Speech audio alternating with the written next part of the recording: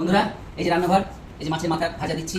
এখানে আছে আলু, কাঁকরোল আর কলা দিয়ে পাতলা একটা ঝোল আজকে রান্না হবে। আর এই ঝোলটা রঙটা খুব সুন্দর হয়েছে, খেতে খুব সুন্দর হবে আশা করি, জানি না। আর এখানে আছে আজকের মেনু হচ্ছে ঝিঙে আর মাছের ঝাল। এই যে ভাত হয়ে গেছে, দুপুরের খাবার মোটামুটি রেডি আছে। আমার এক বৌদি এক কাজ করতে, ওই যে রান্নাঘরের পাশে না, রান্নাঘরে এখানে একটু জল রেখে দিতে, রান্নাঘরে জল রেখে দিত। আর যা হাঁড়ি হবে, কড়া ধরবে যা ধরবে একটু জল ছুঁয়ে দিত, ওটা নাকি একটু পরিষ্কার হবে। তো এইটুকুনি জলে কি একটু পরিষ্কার হয় আমার জানা নেই, যাই হোক। আর এখন তো কি বলবো, এখন তো সব বাটাবুটি চলে গেছে, যুগ চলে গেছে, এখন সব মিক্সিতে করা হয়।